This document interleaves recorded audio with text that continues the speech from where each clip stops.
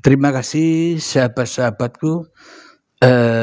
Di sini bila ada yang mau bertanya dan saya tidak menaikkan saudara-saudaraku, maaf, hanya bertanya lewat kolom komentar saja bila ada yang belum paham tentang apa yang kita kaji bersama tadi. Silakan, siapa saja bisa bertanya, silakan.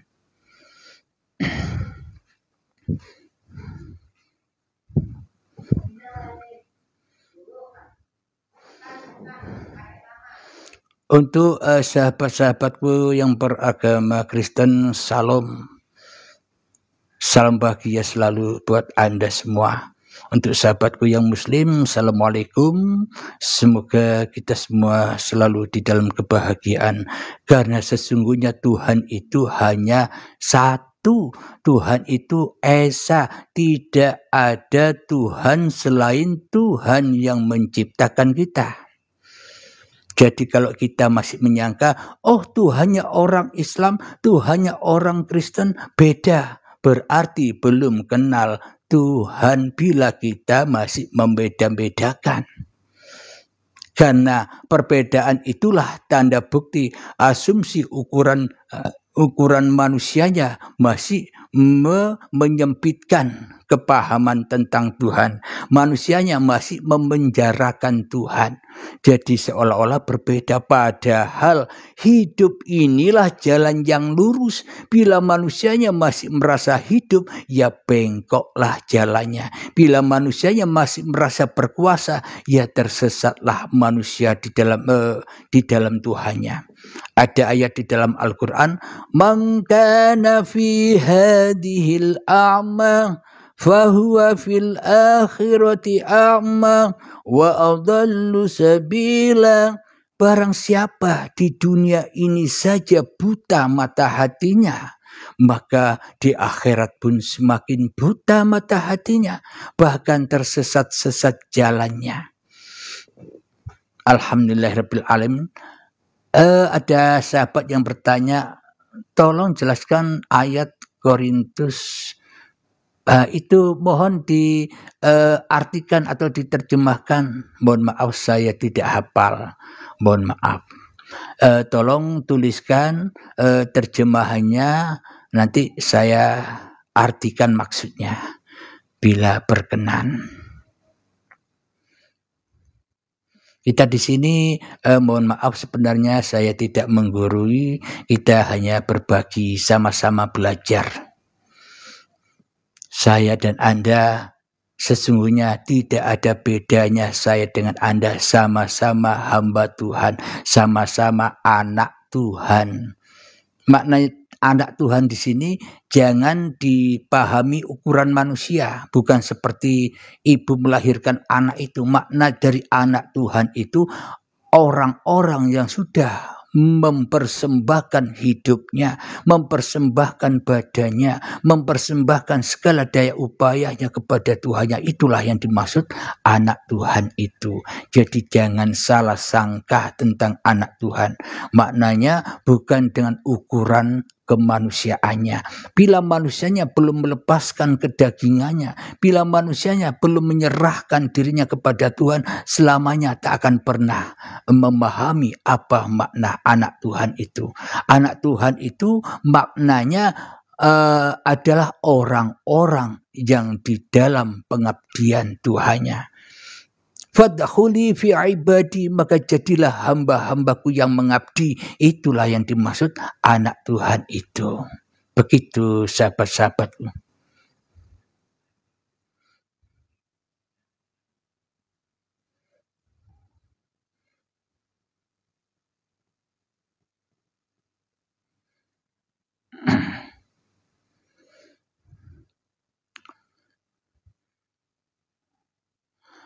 Ustadz serius nanya, di ajaran Islam ada jalan yang lurus.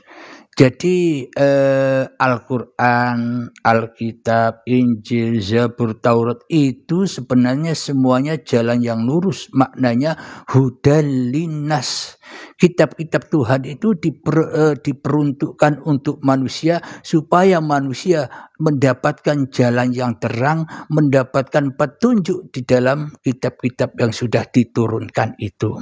Tapi bila kita selama ini hanya baca-baca saja, hanya hafal-hafal saja, ya takkan bisa menerangi hati kita bila ayat itu tidak dimasukkan ke dalam dada kita, bila kitab atau ayat itu tidak dipahami oleh hati kita.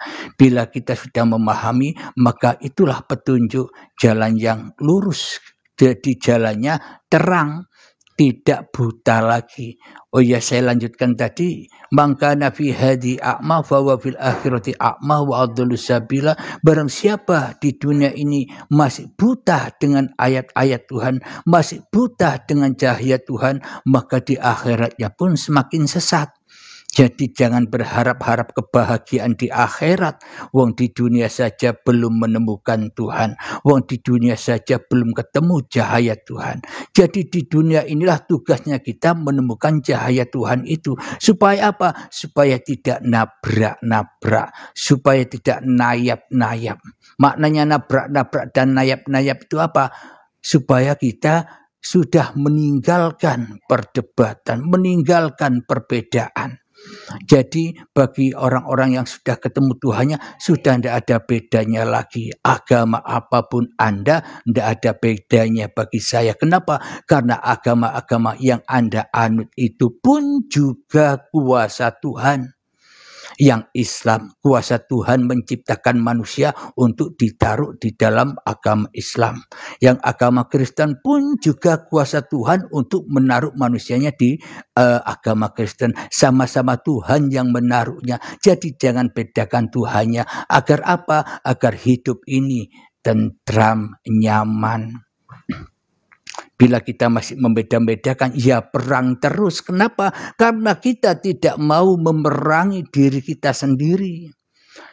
Jadi kalau kita mau memerangi diri kita sendiri, dan ketika kita sudah memenangkan dari memerangi diri kita sendiri, maka kita akan selalu berdamai dengan siapapun.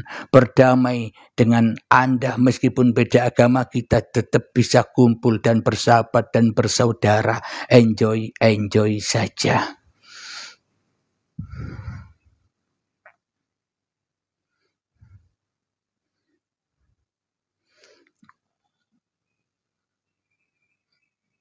Ustadz, apakah 14 surat-surat Paulus itu termasuk? Ya, pokoknya mengandung kebaikan, ya itulah Alkitab itu.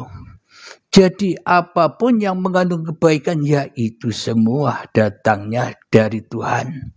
Tak peduli kitab-kitab apa itu. Logikanya begini. Ketika kita berbuat baik, saling menghormati, saling menjaga kehormatan orang lain, apa itu bukan kitab-kitabnya Tuhan? Apa itu bukan ayat-ayat Tuhan? Ya tidak. Nah, jadi kita jangan sempit pandang tentang ayat-ayat Tuhan. Ayat-ayat yang nyata bagi Tuhan itu adalah ayat-ayat pada diri setiap manusia. Itulah ayat-ayat yang nyata itu. Begitu sahabatku.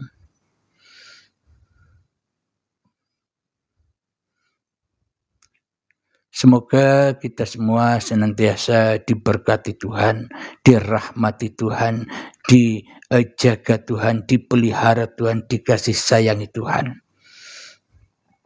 Jadi ingatlah saudara-saudaraku, kita bisa mengukur diri kita sendiri. Yang tahu bahwa kita telah bertuhan itu hanya diri kita sendiri. Saya tidak tahu bahwa Anda itu bertuhan atau tidak.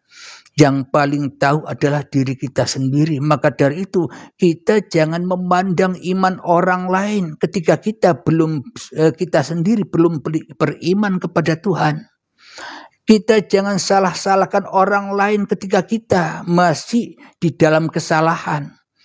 Maka dari itu benahi dulu kesalahanmu, ku anfusakum, selamatkanlah dirimu. Selamatkan dari apa? Selamatkan dari kehadiran kedaginganmu. Selamatkan dari apa? Selamatkan dari egomu. Maka bila kau selamat dari dirimu, maka engkau akan bisa menyelamatkan seluruh manusia. Maknanya kita memandang ketika kita sudah menyelamatkan diri kita kepada Sang Pencipta, maka ketika kita melihat orang lain, ternyata seluruh manusia pun juga dikuasai oleh Tuhan. Bila seluruh manusia sudah dikuasai oleh Tuhan, apa mungkin saya masih mau berdebat-debat dengan manusia? Bila saya masih mau berdebat-debat dengan manusia, berarti saya melawan Tuhan. Berdebat dengan Tuhan, ya tidak, sahabat-sahabatku. Jadi yang tahu Tuhan itu ya tiap-tiap diri manusianya. Jadi tandanya begini, bila manusia itu sudah benar cara bertuhannya, maka ia akan memasrahkan semuanya, keadaannya kepada Tuhannya, penjagaannya kepada Tuhannya, ekonominya kepada Tuhannya, sehingga semuanya Tuhan yang mengaturnya dan manusianya enjoy saja. Jadi memang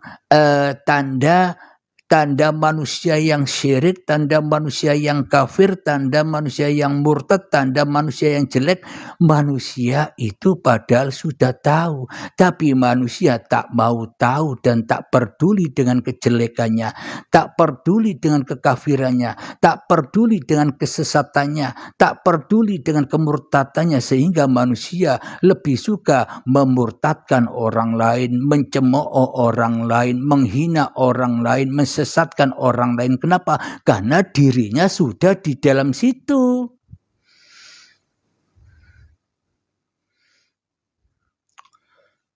Jadi bila manusianya masih belum bisa mengalahkan dirinya, ya akan modal-modal kelihatan. Manusia lain kelihatan, orang yang suka menghujat, menghina, merendahkan orang kelihatan bahwa dirinya sendirilah yang terhina.